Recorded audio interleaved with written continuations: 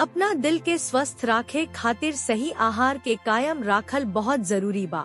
बढ़िया खाना खइला से न सिर्फ धीरे धीरे दिल के धमनियन में जम्मल चर्बी कम हो जाला, बालुक बहुत समस्या से बचाव भी होखेला। आई जानल जाव की कवन चीज हमनी के दिल के स्वस्थ राख सकेला। 1. प्लांट बेस्ड फूड, सब्जी, फल, अनाज आ दाल पौधा आधारित खाद्य पदार्थ जैसे फल, सब्जी, अनाज, गेहूं, जौ, ब्राउन राइस, अवूरी दाल हमनी के शरीर खाती बहुत फायदेमंद होखेला। एहमे मौजूद फाइबर हमनी के शरीर से खराब कोलेस्ट्रॉल LDL के हटावे में मदद करेला, जवन की दिल के धमनियन के साफ राखेला। पौधा आधारित खाद्य पदार्थ में एंटीऑक्सीडेंट होखेला, जवन की शरीर के कोशिका के रक्षा करेला, अवूरी सूजन के भी कम करेला। सब्जी अवूरी फल में पानी के मात्रा निमन होखेला, जवन की शरीर के हाइड्रेटेड अवूरी ब्लड प्रेशर के नियंत्रण में राखेला। 2. सही प्रकार के फैट्स, रोजाना के लगभग 35% आहार फैट्स से मिले के चाहिए। सैचुरेटेड फैट्स, जानवर से मिलल वसा के कम मात्रा में सेवन करी। लाल मांस, घी, मक्खन अवूरी फुल क्रीम डेयरी उत्पाद शरीर में खराब कोलेस्ट्रॉल LDL बढ़ा सकता।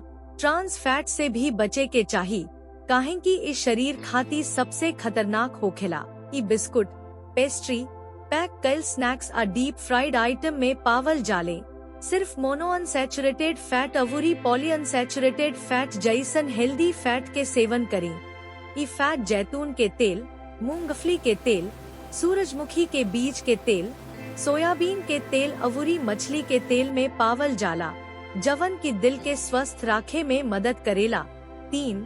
सही मात्रा में प्रोटीन, शरीर के ताकत देवे अवूरी ऊतक के मरम्मत खाती प्रोटीन बहुत जरूरी होखेला। शाकाहारी स्रोत जैसे कि दाल, चना, सोयाबीन और नट्स में प्रोटीन भरपूर मात्रा में होला। गैर शाकाहारी स्रोत जैसे कि चिकन जैसन मांस खाई। सामन, टूना अवूरी मैकेरल जैसन मछली में ओमेगा 3 फैटी एसिड होखेला, जवन की दिल के मजबूत करेला। तय के अपना आहार में जरूर शामिल करी। लाल अवूरी प्रोसेस्ड मांस जैसे कि सॉसेज, सलामी से परहेज करी, काहे कि एकरा में संतृप्त वसा अवूरी नमक के मात्रा ज्यादा होखेला, जवन की दिल खाती बिल्कुल निमन नहीं खे। 4.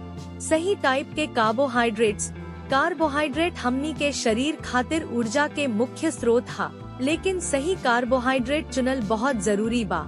साबुत अनाज जैसे कि ब्राउन राइस, जई, जोवर, बजरा आ क्विनोआ खाई। एकरा में फाइबर ज्यादा होखेला, जवन की ब्लड शुगर के नियंत्रित करेला, अवूरी पाचन के भी स्वस्थ राखेला। चीनी अवूरी मीठा चीज खाए से बचे के चाहिए, काहे कि एकरा से ब्लड शुगर के स्तर तेजी से बढ़ा के दिल के बीमारी के खतरा बढ़ सकता। कोल्ड ड्रिंक, पैक जूस अवूरी एनर्जी ड्रिंक जैसन चीनी वाला पेय पदार्थ से परहेज करें। अगर यह सब के ध्यान राखल जाव त दिल के बीमारी से पीड़ित लोग के भी बहुत फायदा हो सकेला। अगर वीडियो अच्छा लागल त लाइक, शेयर और सब्सक्राइब जरूर करें।